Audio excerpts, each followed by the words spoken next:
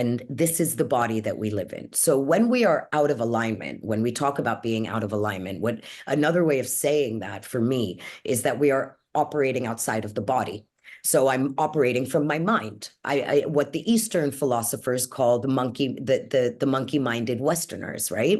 We're bouncing between idea, thought to thought to thought, thinking that all we are is this cognitive computer up here, that we really truly forget that we have a full body attached to us that has intelligence of its own. So I think mostly when we do fall out of alignment, it's because we've disconnected. Welcome to the Soulful Sound Podcast, where you will find conscious, inspiring content to support your healing and transformation. Now, before we jump into today's episode, I want to extend a heartfelt invitation for you to be part of our community, where more insightful conversations await to guide you to heal, grow, and thrive. Simply click the subscribe button. It means the world to me. Your support, your comments, everything is truly incredible. And we're only at the beginning of this awesome journey together. I'm so excited to be on this adventure with you, and your subscription is a valuable part of making it all happen. Thank you so much for joining, sending you love, healing, and sound wherever you are. Hello, everyone. Welcome back to the latest episode on the Soulful Sound Podcast. I am joined by the awesome Uossy Atytalla, who is a yogi mystic born in Egypt, who is dedicated to bringing people closer to their own truth. Yes, please. Welcome, Uossy. Thank you, Simone. It's so beautiful to be here with you. Thank you for having me. Oh, such an honor and pleasure. And, sometimes you just meet people and you connect straight away. And I think that certainly was our beginning, meeting in person not that long ago. But we felt like we'd known each other for years and maybe even lifetimes. So I'm so excited to be able to converse and share your amazing gifts and work with everyone in the community. So welcome. So first and foremost, I'd love to know about you and what brought you into this work, because there's so many different paths that we can take in life. I'm always curious about how people start and, kind of what's the journey that got you to the work you're doing now. Okay, yeah. So I have always been an advocate. Like ever since I was a kid, it was, in high school, I was voted most likely to speak their mind. So I've always had this big voice. And I think as I was growing, I was looking at the best possible way for me to be able to use that, to be able to speak in situations or on behalf of people who can't speak up for themselves. So that's really where the nugget of everything that I do really kind of started from. At school, I was focused on, so I went to university in the US and I studied law and psychology, and I did this double degree that really, originally, I wanted to be in politics. So originally, I wanted to go into the political world. And when I got to Washington, D.C., and I saw the political world, it very quickly shifted my perspective because I saw that world and I was like, okay, maybe it's not my space. So I started really within the legal world studying law. And I then became fascinated. I've always been fascinated by humans, as I think I mentioned it early in a minute before, but it wasn't. I didn't realize how well I was connected to humans, how good I could understand human beings and read them and understand and be able to connect with them on that level. So for me, psychology came as a secondary degree at university. I had an incredible professor who really inspired me. And so I kind of started diving into psychology, I think second year at university. And then fast forward, I finished university and I worked for the public defender in the US for a little while as an investigator. So that began kind of my mental health law career, if you will. And when I went back to the UK, I started working in local government. So I worked for a law firm, a legal consultancy, and we were focused on training individuals who were operating both within the legal world and their own careers. So I kind of took on board the social service department of that company. And that began my work within local government in the UK, delivering legal training to social workers, both in adult and children's services. So that was for me on that's how, from a professional standpoint, I kind of started moving into the work that I am currently doing today. But as I said, I've always been a people person. I love people. I really, it kind of, I love being able to hear people's stories and connecting with them. And, I think we, as individuals, especially in the Western world, we tend to kind of feel or exist in this isolated individual space, and I'm very much about bringing people together and reminding each other that we actually need each other on this journey. So um when I decided to leave the corporate world, I had been doing yoga for a considerable amount of time. Yoga was my first medicine when I was still in corporate. I needed it for myself, it was for my own mental health and my own ability to do my work within these really sensitive environments that I used to work in. And I woke up at Secret Garden Party, a big festival, one morning, and it was like I had this huge download in the middle of the festival that maybe the corporate world wasn't the right place for me anymore. And so this was around 2010. And I began to, a little earlier than that maybe, but I began to unplug myself from my corporate life. And of course, my friends and family were a little bit concerned because they were like, "What are you doing? You can't just quit work and leave the world like this." But I'd been practicing yoga for a while, and I find it to be such an incredible medicine. It's such an incredible tool, yoga. And so I began, my teacher inspired me to do my teacher training back then. And so after 6 or 7 years of personal practice, I decided to take on yoga teacher training.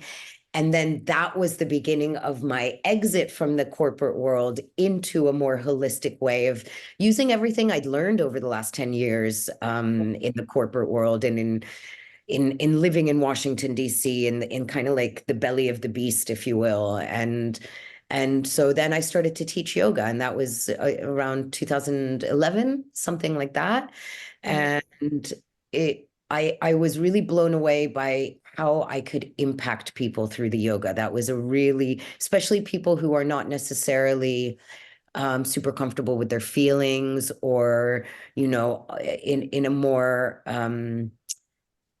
emotionally free space for themselves. So it was a really good starting point for me, the yoga, for myself individually, but to be able to reach people's hearts. When I was working in corporate, it was really hard for me to get into people's hearts. And like I said, I love people because I love people's hearts. I love all the information that we carry here. What I say in my classes all the time is everybody can process information, más o menos, like more or less in the same way. Our brains are incredible tools and incredible machines, but nobody in the history of this universe has or ever will have your heartbeat. So for me, the yoga was my entry point into being able to access people's hearts and remind them, that the world that we live in doesn't have to be so structured and so yeah, so that began my yoga career, and it was a beautiful, it has been, it still is a beautiful journey of being able to help people move from the mind into the body. And um, yeah, and then I arrived to Ibiza in 2017 on a fluke, on a total fluke. I wasn't supposed to come here, like, and I'd had some personal things happen in London, and I needed a little bit of a break. So I think that last 10 years between leaving the corporate world and starting a brand new career without any foundation, foundation's the wrong word, without a safety net. So when we work in corporate, there is some safety net that you get because you have this regular income. And, I dove off the deep end and I didn't have any regular income after that. And so after that whole 10 years of figuring it all out and adjusting my shift and my change, especially during a time where everyone actually was really focusing more in the corporate arena. I had some personal things happen, and I was untangling from a relationship that I thought would end in marriage. And it was a really heavy blow to my own heart. So I really needed to just pause everything and take care of myself. So I have a beautiful sister of mine who I know from my London days. And she was in Valencia, and in a moment of like complete breakdown, I remember it so well. I was standing in the apartment that I used to share with my ex-partner at the time, or my partner at the time. And I was like, I burst into tears and my phone rang and she was on the other side. And she was like, don't even tell me what's wrong with you. Book a flight and come and see me. So I ended up taking a flight to Valencia with like a one-way ticket. I was like, I need a break from the UK. And I stayed there for a month, just healing my heart and trying to like collect all the broken pieces of myself and put them back together. And then Ibiza called, and there I was on my way to Hawaii. Actually, I was really like trying to like disconnect from the matrix, if you will. I wanted to really unplug myself and unplug from, society in a way, and plug back into nature, plug back into the divine. So I was on my way to Hawaii. And my friend Jackie, who I was staying with, was like, look, you see, Ibiza's right there. She's like right there. I was in Valencia, so I was on the mainland. And I took a one-way flight to Ibiza. And as soon as I landed, the island just really started to take me in. And that's when within a month of being here, I was introduced to the human design system. And being a psychologist and having worked so intrinsically with all these different types of systems, whether it was the legal system or local government and that systematic operational framework. And, I'd always been interested in astrology, so that had always been there, but I was coming from organized systems. Even yoga is a system. And I was introduced to this revolutionary new tool that I was quite cynical about in the beginning, to be really honest. And that began my journey into human design. So it's kind of been this like initiationary, like I see it in stages, really. Once I've outgrown something and put my all into it, and I felt that spirit or the divine was asking me to step higher into, or deeper, if you will, into my soul mission. And and so it kind of got you led where you are now. yeah, What a beautiful story. And I love how kind of full circle you told it, starting from your childhood into the work. And I often sense, know, and have experienced, whether it's my own story or working with clients, this thread that we all have through our life experiences that really gives us clues. And I'm sure there are many things that will allow us to do that, to that soul's calling. If we allow ourselves to, step into the intuitive space more, connecting with ourselves more, be receptive, and all of those things that it sounds like you were doing throughout your experience. And what I love is that you started with, this being this advocate and having this big voice, and how those two collaborated throughout everything you did and that you do. And it was something that you knew from such a young age would play a part in your evolution in the way you experience life. And I think that's really beautiful. I'm sure some of those things would have come in hindsight, not that you knew it at the time, but it's beautiful. And I think a reminder for anyone listening that we all have those nuggets, those pieces of gold that we can mine from our experiences, our life story, that we can pull out to understand more about our sense of self, our coming home to self, our purpose, our calling, whatever words resonate with you. But the reminder is to be receptive and to be intuitive and be open to the downloads as they come in. So I think there's so many beautiful things that we can pull from that share so far. Yeah. I think, I think it's sometimes so hard for us because we exist so much in our minds so often, especially in the Western world. We can often miss those gold nuggets, or be too afraid to dig into them. But I think, you're absolutely right, Simone. There is a thread that runs through each of our lives of, Mm. these little reminders, these little messages that we get from the universe, whether it's, as simple as an animal crossing you, because I really believe that the animals are really here to communicate with us and tell us, hey, you're not in the right space or you're moving in the right direction. But, I think you're absolutely right that we have these markers, we have these signals, these messages that Mm. come. And if we're really, I always think and believe, and because I've always operated so fundamentally from my heart, I mean, despite what the whole world, my parents, I'm first generation West, so I was I'm the first of my entire bloodline to be raised outside of the UK. My sister and my brother came after me, but I felt a real responsibility in that in itself, just being Egyptian and raised outside of my country. And I think that helped me to listen better, even though it took me years to practice to be a good listener, if I'm honest. But Yes. and what I mean by that is to listen to the universe, to listen to these messages, to pay attention to them. But there is something that burns within each one of us that is such a integral part of our soul direction, and I think Exactly. when we follow our hearts, that's when we can hear it better. Yeah, beautiful. And then the next step, I suppose, would be to listen and to follow through, There's so many beautiful things in that. So now you mentioned that you got to human design, you came to human design after that journey. Now, there are a lot of people listening who may not know what human design is. So can you just give us whether it's your definition or a definition of human design, and then we can kind of delve deeper into that, because I'd love to know more about that work.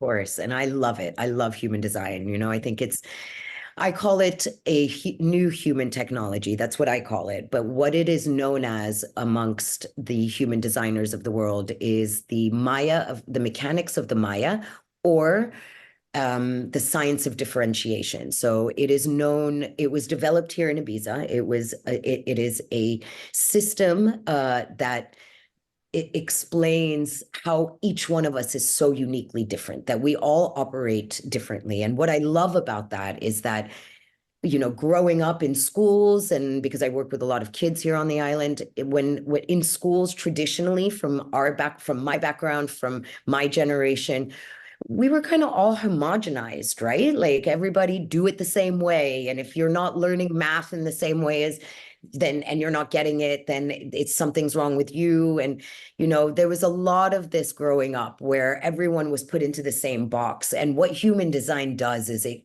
gives you freedom and permission to really tune in and find out who you really are from a really practical and functional perspective. So, it's a system that individuates us, not individualizes, because that means we're islands unto ourselves, but individuates us, meaning you have a unique purpose, a unique way of growing, a unique way of functioning, and human design offers you tools and practical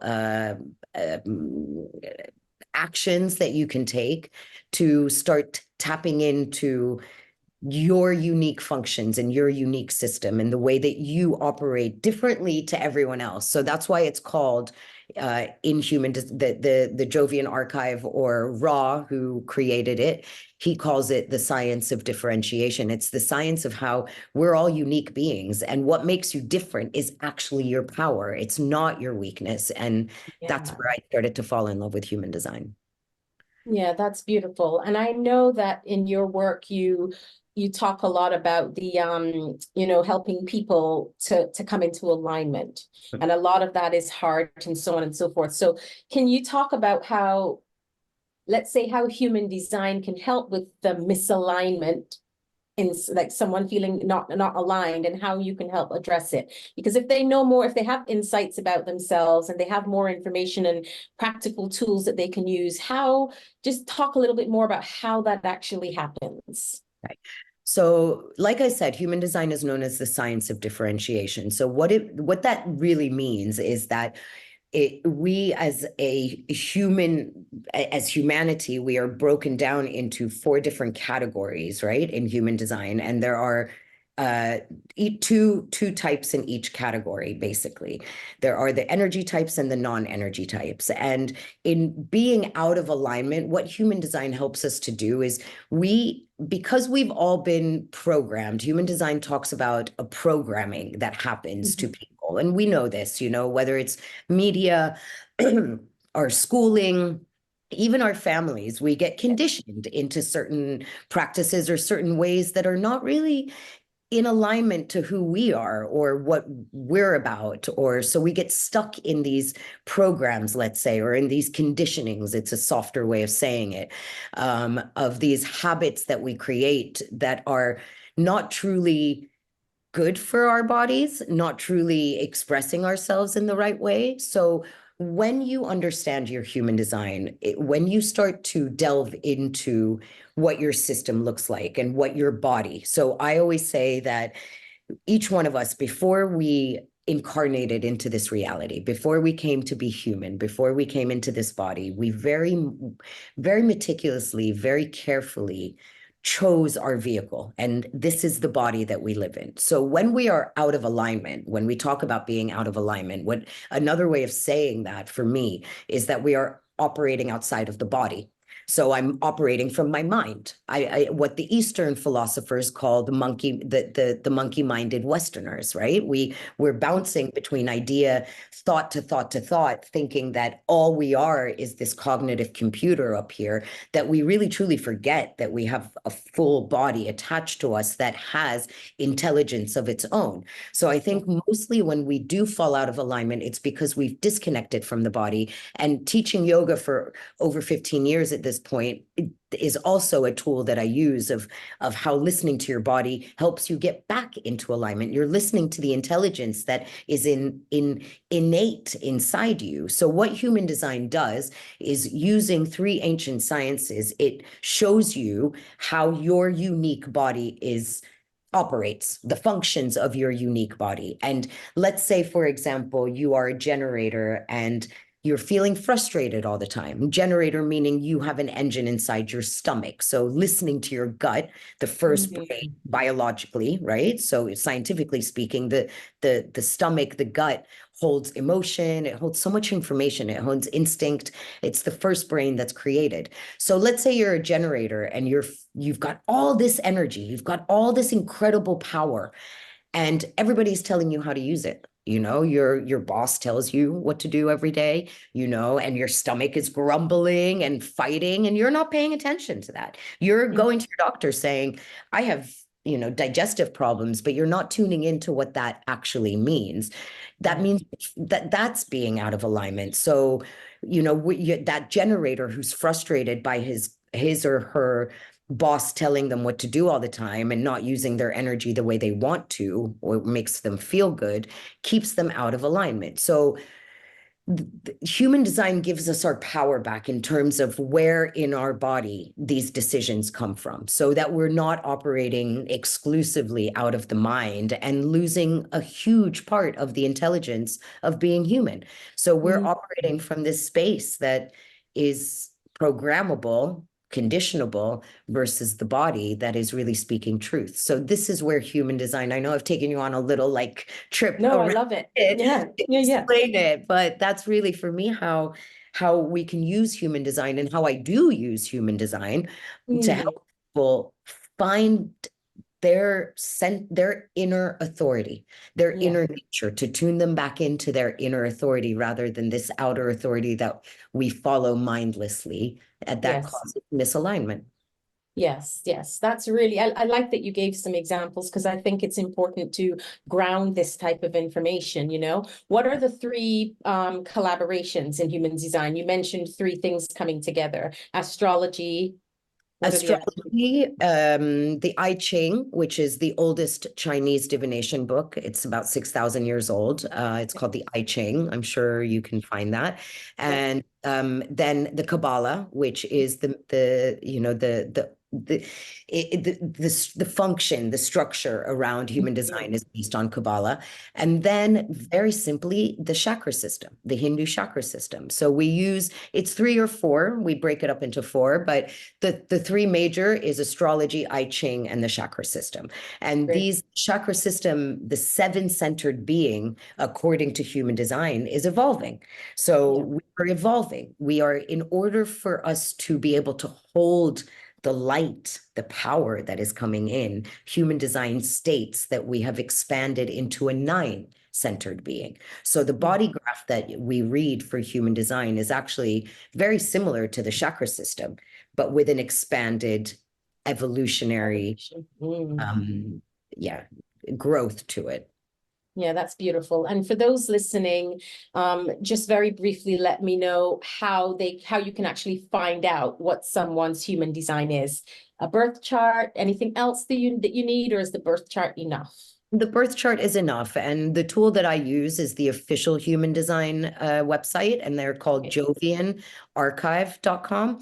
Mhm. They're fantastic. And this is Ra's system that he created. It's called Jovian. So they would need someone to find out what their unique human design is, would simply need their birth date, their time of birth, and their location of birth, and then combine the body graph itself is what combines the three sciences, but that information is all you need to create your body graph or your unique human design. It Yeah, would. that's beautiful. I love it. I'm excited. Okay, so you have a background in law, in psychology. Obviously, you're using yoga and human design a lot in your work. I'm curious how the background in psychology and maybe law or even your yoga influences your work in human design. Awesome question. Thank you, Simone. So psychology for me is just an extension of who I am, in the sense that I have a deep desire to understand people, a deep, deep desire. I really want to know how you tick and why you tick and why you do what you do and reasons behind this and that. Because for me, you know, he's angry or he's in a bad mood is not enough. I want to dig deeper. It's the Scorpio in me, it's desire to find out more, from a surface level. So for me, psychology has always been an extension of everything that I do. The way that it helps me for human design is that it gives me a framework in which to understand, not just because human design is actually such a functional, it's super practical. Yeah. It's not like astrology that can be quite complicated depending on the transits in the sky, right? But human design is an incredibly practical, functional tool that once you've had your reading, you can put it into practice straight away. So Yeah. where that with the psychology, and even in my clinic, I do, when I'm doing psychotherapy work, human design is one of the very first tools that I use, because it gives Mm. people, for me, it's a hack. It's quicker than yoga.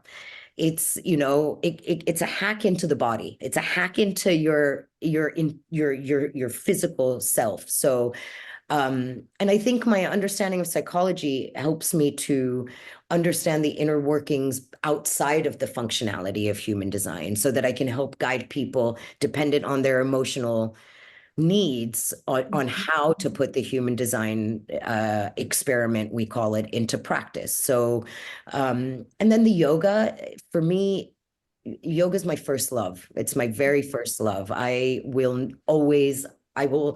live and die a yogi in this life forever and ever. I notice myself, because for me, I think yoga it's a different type of hack. It's a way of, it's learning how to be an alchemist. It's learning where in your body you hold this emotion or this energy, and how to move it out, or how to integrate it in, because sometimes things don't need to be released, they need to be integrated. Right. So the yoga is another physical extension of understanding and of how the human body works and the mind body connection. So yoga helps me with the mind body connection in relation to human design. Yeah. Psychology helps me in the sense of supporting the emotional aspects and the biochemical aspects of our mechanisms. Um, and all of these, even law, again, law was my first fascination. I was obsessed with being a lawyer because, again, I thought, especially being 16, 17, 18, I really thought, I'm going to be a lawyer and I'm going to change the world and I'm going to fix everything. And it was this real idealistic, journey that I wanted to take. But as a projector in human design, I'm a projector, and all of these, everything in my background is a system. Everything I've studied is based on a framework, is based on a system. So these have helped me in being able to actually test the human design system out, because I've been in so many systematic operational environments. I understand that systems have repetitions and they have things that work and things that don't, influences that shift it, influences that don't. And so I think having created and developed a foundation in legal systems, and my understanding of the law is also something that I extend into natural law, because I've been obsessed with natural law as well, the man-made law versus natural law, God's law and man's law, So applying, these frameworks into a system like human design, it really helped it gave me foundation and it gave me understanding of how to test the human design system, because we talk about it as an experiment. You don't have to believe anything I'm telling you about human design. And that's the beauty of it, is once you start to play with it as a practitioner, as an individual, you really see, I see it in action. I see the system in practice, in action. So I think yoga helped me with tuning into my own, embodying it, and psychology in terms of how to manage the emotional aspects. And then the legal system has always been there for me, in the sense of I'm fascinated by how we create these systematic structures and then operate from them. So if we live in a world that is ruled by these legal systems, then for sure this human design system, this revolutionary tool, is something that we should explore as well. So they gave me frameworks, really, Simone. It gave me frameworks in how to, most importantly, how to test the system out, like how to play with it and put it into, and be a scientist about it, rather than believe black and white. I believe it, I don't. You know what I mean? Yeah, and I would also kind of pull from that it offers a really holistic approach, that whole mind, body, spirit, and beyond, because you're talking about the body, embodying it, psychology, let's say, for the sake of this, the mind, and then you're bringing everything together, you're collaborating those pieces to form this holistic view and approach. So I can see how your background really serves you well in using this tool. And I want to get a bit more practical, because you mentioned you're a projector. So you mentioned that there are four. So can you just name what the four types are? Of course. So as I mentioned, we split the four types into two. Yeah. So we've got the energy types. When we say energy types, what we mean is these are people who are born with an engine or a battery. Call it whatever feels more comfortable for your system to call it, but they are born with a battery or an engine that lets them know, that indicates to them when they've run out of energy, right? So there is a system, there is this mechanism in the energy type system that says, hey, we've run out of energy. The same like when you're driving your car and your gas light or your petrol light comes on. People who are energy types have that light. It tells them, hey, we're low on gas, we're low on petrol, I can't function anymore. And those types, the energy types, are the generators and the manifestors, right? So the generators are the majority of the population of this planet. We live in the way that Ra, who is the founder of the system, says, he says, it's a generator world guided by projectors. That's what he says. So, and then there are the manifestors. So the generators are the majority of the world. Everybody who listens to your gut, you can hear that. I can hear the generators. I can hear them a mile away. They make noises, there's an engine inside them. Manifestors are also energy types. They are a different type of energy type because they do not have the same engine as the generators. They have an engine in their throat. And while the generators are the life force, we call them the, energizer bunnies of the planet, the manifestors were the old lawmakers, in historically speaking. So they're the ones who speak things. They're the ones who initiate action. They're the only ones, according to the human design system, who are allowed to have an idea and then take action on that idea. The rest of us have our own strategies to following that and to not chase ideas, but rather tune into the stimulus of the world that we have around us and respond to these stimuli. Then you have the two non-energy types, the projectors and the reflectors. Projectors are these are the non-energy types do not have engines. For example, I'll give you my most illustrative example of this. As a projector, I was diagnosed as a kid as being hyperactive. I can't sit still, so people, and I can't keep my hands to myself. At school, it was a big thing.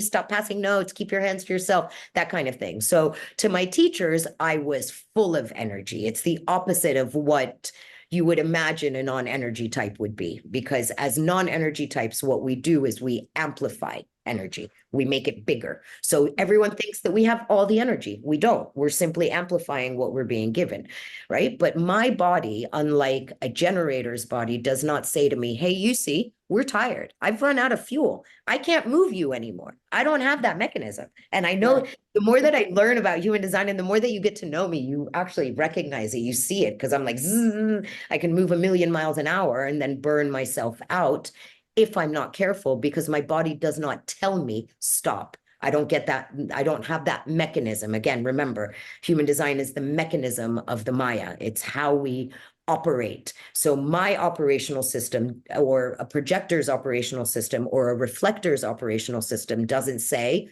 I've run out of energy. Whereas the energy types have that mechanism inside you guys, and you know it because you hear it and you feel it. When I speak to generators, you guys are like, yeah, absolutely. I know when I'm out of energy. You speak to a projector and we're like, what? I don't know what you mean. Like, I actually don't. What are you talking about? I wish I had that. So that's how we split them into two groups. Then there's the hybrid, known as the manifesting generator. We're not going to forget about them but I just want to be very clear, according to the official and very, founded information of human design, manifesting generators are generators. They are not manifestors. And that this is something that I correct for a lot of people, because in the age of social media, manifesting generators have been told by Instagram that they're manifestors. But so yeah, and that's actually, for me personally, it's good to hear that, because when I put my details in for human design, it brings back manifesting generator, right? So I was like, oh, is there a fifth, or is it's a hybrid, and that means more of a generator. Yeah. So the manifesting generator, you guys are the multifaceted geniuses. I love having manifesting generators around me, because you have all the energy of a generator with the very precise and powerful voice of a manifester. However, unlike the manifestors, you are not designed, your strategy is not to inform. The manifesting generator strategy is a generator strategy, not a manifestor strategy. So as much as your voice, outside of human design, we all know that the things we speak create our reality. So we all must be conscious of our voice anyway. But manifesting generators are generators who juggle. You guys are faster than the generators, slightly faster, and you have this ability, not tendency, you have this ability to juggle several projects at once, rather than, whereas generators are more designed to be focused in one direction. I'm generalizing because chart by chart it's different, but the manifesting generators are really superpowered new generators that are fusing with the manifestor engine, which is the throat. And I can relate with the voice piece because that's most of what my work is based on. So perhaps that even just that is the manifestor piece, but the rest is and I definitely know when it's time to fill up. So I can relate. So lucky. I can I'm telling you, relate. Simone, it's such, I'm always like, oh my God, when am I tired? You tune in. I've been training myself, but yes, I think, Yeah. generators, you guys know. So I know that everyone can go out there and find out what they are, and you can use either projector or any of them, actually, yours, mine, any of the others. But I'd be curious now to know about, again, staying in a very practical sense, kind of, you may not use these words, but I'll use them for the sake of understanding where I'm coming from, the light and shadow of both sides. Right. So if someone comes to you and they say, and you say, this is your human design, I want you to give me an example of whichever one you feel called to talk about right now. This is like you said, the manifesting generators, multitask, genius at this and that. But what's the shadow? And you don't have to stick with that one. I just want you to be called to where you feel you want to talk about. Yeah, I mean, so let's talk about the generators because it's the Yeah. majority of the population, and I think Yes, most great. people will resonate with this. Projectors, for example, there's a lot of us, but we come in so many different shapes and sizes. It's hard to, generalize about the projectors. So let's talk about the generators. I think Great. when we talk about human design, when I do a reading, when I do an analysis of someone's chart, the first thing I say is don't conceptualize what I'm saying to you because you want to store it in your head. I want your body to tune into it, So I always begin with that. Yeah. And then with the human, we always, once you've had your first analysis done, then we say welcome to the experiment. Now it's up to you to test it. Go ahead and use the things. And there is a 7-year deprogramming process, mostly highly more so for projectors, but for all of us. Yeah, all of us have to decondition ourselves. I mean, decondition our minds from all the self-limiting belief systems that have been imposed into our beliefs, into our mind, into our thinking, or deconditioning aspects of how we respond to our body. And it's so there's that 7-year deprogramming process, and that will help us understand the shadow aspect and the light aspect of this work. So as a generator, the power of a generator is that once you have accessed your mechanics correctly, once you have started your deconditioning process and you begin to tune into your inner authority, which is for a generator is one of two things, either your gut, your stomach, your first brain. Sorry about that. That's all right. We're celebrating the gut and the first brain. I love that. AI, thank you so much. And so generators either have only two inner authorities. So it's either your gut. So when we talk about gut response, trust your gut, that is pure generator. A pure generator or a pure manifesting generator is sacral, has a sacral response. It's your stomach that makes your decisions, right? So if you are not listening to your stomach, the shadow side, if you're not tuning in to your inner authority, the shadow side of being a generator is that you're going to be a little bit of a doing things, giving your energy away for free. You have all this unlimited amount of energy. If you're operating according to your design, in alignment with your body's needs, with your body's intelligence, then you guys never, technically, will never run out of energy. In fact, when you use your energy, your stomach that lives inside your stomach, when you use that power in a way that feels satisfactory to you, not just satisfactory as in mundane, but it feels good for your system, right? Then you just you recharge every time you give your energy towards something that makes you feel good. You never lose energy. In fact, you gain energy. Absolutely. That's how the system works for generators.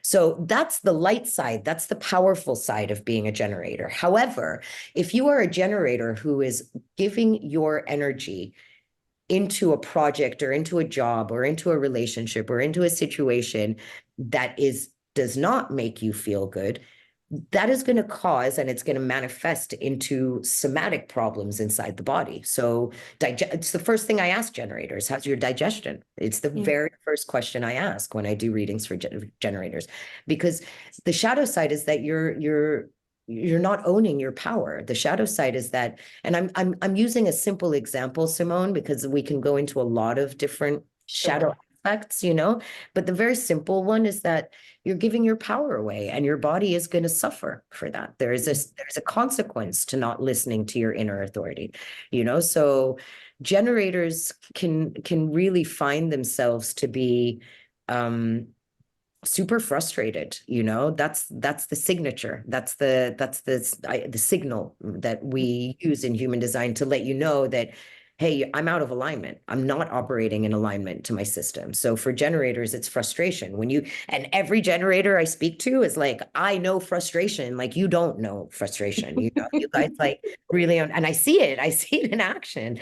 So I think I think the simplest shadow side of being a generator who is out of alignment is that you're burnt out. You're not really lighting up when you do things. You don't feel empowered or excited about life. You feel that you're just like following the rules or plodding along. And I think it's a shame, because you end up really wasting this power, wasting this energy, because you guys are designed to use it to create incredible, beautiful things that others want to get involved in. It's the nature of the generator to do that. Yeah, that's great. And I liked how practical you are with it, because I think most people can relate, to what you're saying. And I remember, I didn't necessarily know this about the human design piece, but it certainly resonates with me. When I was growing up, and I use this a lot, I quote my mother a lot, because I grew up in quite a metaphysical background. She used to have a metaphysical bookstore. When I was in primary school, I'd go and read all of the books, Louise Hay, Deepak Chopra, whoever else on the shelf at that time, and learn about all of these different things. But because of that, there are quite a few that my siblings and I have a few quotes that we still repeat from my mom. And I use that in my work a lot, which is, it's not about having an empty cup, a half full cup, or even a full cup.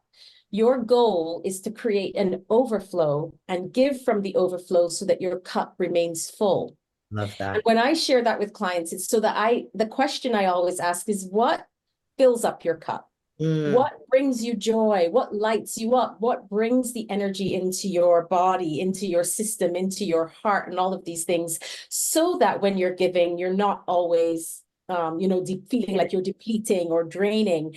And it completely makes sense to me why I go there now that you've just said, okay, well, this is what's happening there. And I think that's a really beautiful way to look at it. And how can we fill our cups up? How can we bring ourselves into a state where not just recognize the battery, because maybe you won't see the light, but when your energy starts to deplete, if you feel it and notice it, it's got to be, again, as you said, the intuitive, the sensing into, and all of that, which is so important. So important. And I think, a lot of generators are told what to do. When I work with the kids, I don't tell the generators what to do. I ask them. There's questions, as a projector, I'll ask yes and no questions, and then I'll get the response from the body, not even from their mouth. Their body will tell me if it's a yes or no. So I love your example, Simone. I love this example that your mom used to share with you of this cup overflowing, because for me, I totally see it in the same way. Generators should be overflowing with energy, with love for the things that they do. And this is what Ra, the founder, speaks about frequently, is that one of the reasons there's so much dysfunction on our beautiful planet is that generators are putting all this, they're operating from half empty cups, really, because they are, whether it's because they're putting their energy into something that is not being recognized or appreciated. So I say this when I train projectors, for example, I say to them, it's really important that we honor the generators and say, hey, thank you for sharing your energy with me today. And I think, it's the same thing as being connected to source, right? Like, if I'm connected to source, if I'm connected to the divine, and I'm really in tune with my own needs, my own boundaries, then no one can really take too much from me, because I'm always, like your mom said, overflowing. I'm happy to give, because nothing is depleting from me. But when we are operating from the mind, for example, which is where the majority of the Western world operates from, in fact, Yes. then the generators are going to feel really frustrated, and they're not going to be lit up by the things they do. And I love that you use that terminology as well, Simone, because that's really the terminology I use with. I'm so sorry about the dog in the background. Oh, that's all right. Just confirmation. Exactly. Just he's like, it's so true. He's a generator for sure. Yeah. I love it.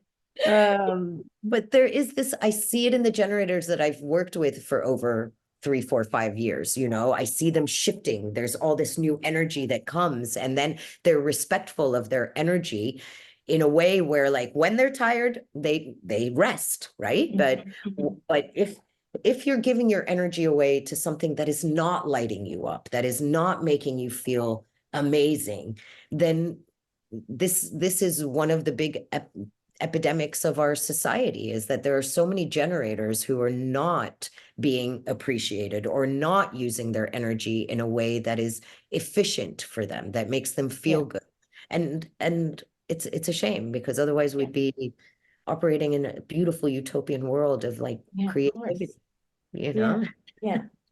That's it. And I'm really curious about how you use human design, or potentially maybe you don't, this is not your area that you specialize, I don't know, but how do you use it when it comes to the world of relationships? Is there a particular type that works better with another type? Like someone might say, from an astrological perspective, this sign and this sign really work well together, and not that it's black and white or all or nothing. I know there's a lot in between, but anything you can share about the relationship space when it comes to human design would be I'm really curious to learn more about that. Of course. So I am such a traditionalist, and I think I'm like hardcore on this a little bit. Like, I refuse to do compatibility readings. People come to me all the time. Can you do a compatibility reading for me? And my take on this is, if I do a couples reading, the reading will consist of looking at each individual chart independently, because there are so many. I don't think that one type works better with another necessarily. I think there's so many other components to this that I'm always super hesitant to do relationship readings. I do relationship readings in a very different way, which is what I was just explaining, which is, let's look at both your designs.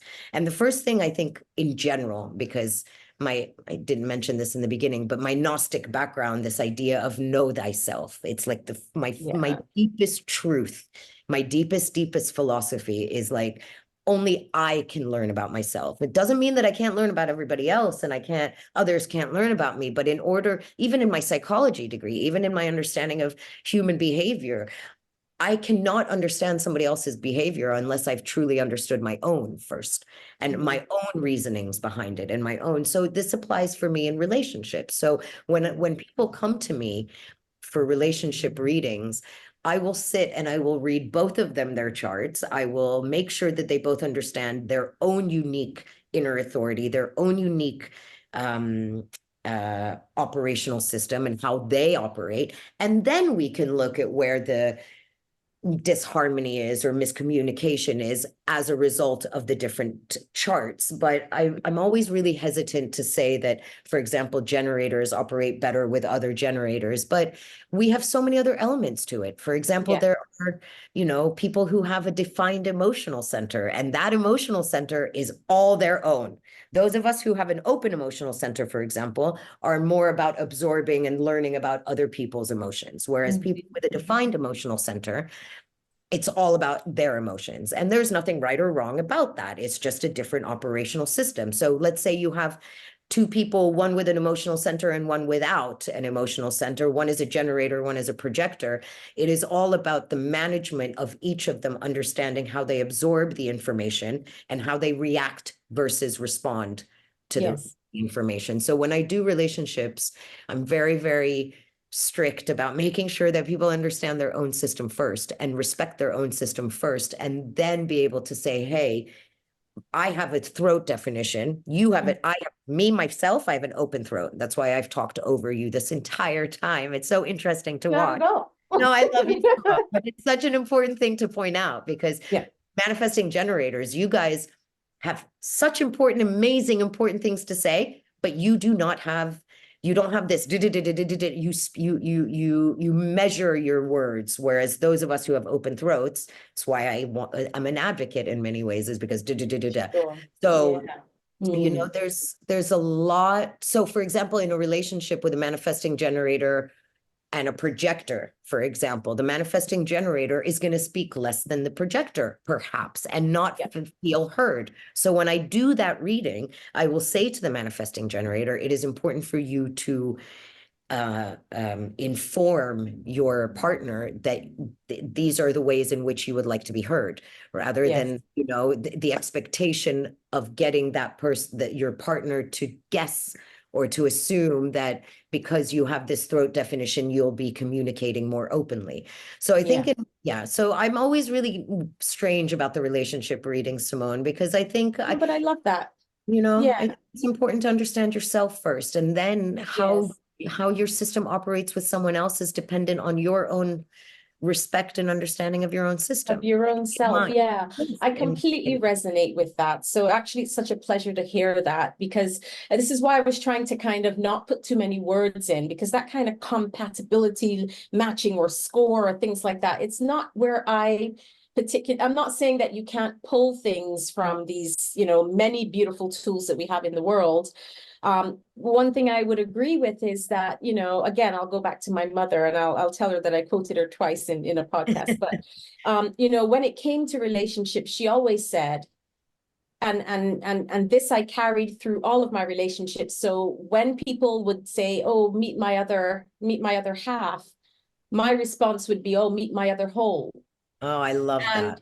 the reason is simply that, if she used to say, when you go into a relationship, don't think about it like a three-legged race, because Mm, then one stumbles, you both fall. mm, Instead, stand strong on your 2 feet, walk alongside each other consciously with intention and by choice. So one falls, the other's there to support, and the other way around. So this is the example that I had. And from that perspective, know thyself, go within yourself and know who you are is the best thing you can do for your partner.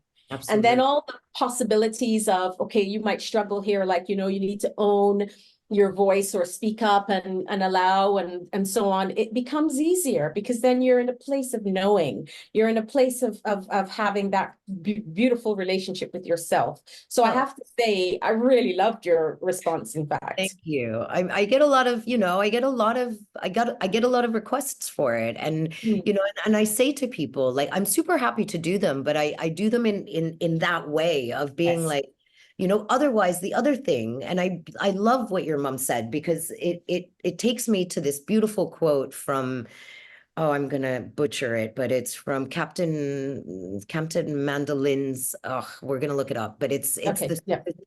I'll send it to you. But it's about the two trees that grow solidly next to each other, independently of the other. And over the years, even though they started with their roots separate, over the years when they grow together, their Mm. roots intertwine underneath, but above the ground, they are two independent, strong beings. And it's the same thing I think that your mom was Yes. saying, because, Yeah. and for me, that always stuck, because I think, when we go into the world of astrology, and especially pop culture astrology, where it's like little snippets of Scorpios are like this, or, Oh gosh, yeah. Capricorns are like Your this. horoscope. Yeah, and I'm a quadruple Scorpio. I get a lot of, like, there are a lot of things said about Scorpios, but the point is like, one of my favorite things about human design is that it takes us out of the mind and puts us back into the body, in terms of owning the inner authority and intelligence of the body. So when we start to go into, oh, is he the right one for me? Oh, is this not working? Oh, is that not working? Da, da, da, da, da. We go straight back into the mind. And so it defeats the purpose of my reading if I get people to overthink why this relationship isn't working, rather than take them back inside their body and say, hey, tune in to what your body is telling you. When you start to tune into what your body is telling you, then you don't need anybody to tell you whether or not this relationship is working or not, because you will be present with that information, you know? Yes. So you don't have to go to an outer authority for it. Your inner authority will guide you towards that answer. And in Yes. fact, you know, like in my own relationship madness, my relationships, they are. You know, I give a lot of advice on a lot of things, but relationships, I think I mentioned that to you before. I don't do a lot of relationship advice, but you know, I think it's relationships are so unique to the individual, you know, to the individual couple and to the purpose of that union in that amount of time. And, you know, I think things like astrology, pop astrology, even pop human design, I've been asked to do like a dating app with human design. And I'm, you know, as much as it could be lucrative, Yep. my interest is not in that. My interest is in maintaining the integrity of the system, you know? So I think it's, you know, important to self-study and to figure out where your inner authority, what your body is telling you, how you feel about things. Because again, when we start to talk, even for me in my own relationships, if I talk too much to my friends with my open emotional center, I absorb all their emotion about the situation I've spoken to them about, and then I then project that emotion, so it's not even mine, you know. So this is why it's also, I think, important to understand your own system in relationships, because you know, the mind and open emotional centers can often take in information that you don't actually really believe, you know, and you make it your own temporarily in that environment, in that situation, and you project that onto your partner, and then that creates disharmony. I don't know if that makes sense, what I just said, but Yeah, I mean, I'm making sense of it. Obviously, it will land for those whose ears are ready to hear it, I think. yeah. But in terms of the way you've described it, it makes sense. And what I'll reflect back is the understanding that because of your particular operational system, your tendency in certain contexts is to feel, to absorb or to notice somebody else's emotion. And part of that might even be your own helping unconsciously and consciously to process it, but it's not yours. Yeah, and then exactly. you then project that outward onto whatever recipient and context might present itself, which doesn't always bring a harmonious response. Is that pretty much what you're saying? Yeah, that's exactly what I'm saying. Okay, So great, thank you great. for bringing it back into a really clean way of explaining it. But I think this is also why astrology readings and compatibility readings and matches, we get in our heads about it. And then you stop being present with your partner. In fact, you start being present with yourself, and you're going into this story that you create in your mind of why it works, why it doesn't work. We're like this, we're not like this. And then it takes away from actually the experience of the relationship, as opposed to, you know. So I'm always really careful with these. Like, I do a lot of I think what really works very well is team dynamic readings, because and again, we do that the same way, like everyone taking ownership of their own system. So saying, you know, for example, I have an emotional not me, but let's say somebody has an emotional center in their human design. What that means is, in your human design body graph, you have a definition there, which means when you feel emotion, it's very personal to you. You're not, it doesn't mean you're not empathetic, but it just means that that emotional wave is incredibly strong inside you. So having an individual who has an emotional center, for example, for the most part, emotional beings are not designed to make instant decisions. You guys are, anyone with an emotional center has to sleep on their decision. Otherwise, they're making it from that emotional wave.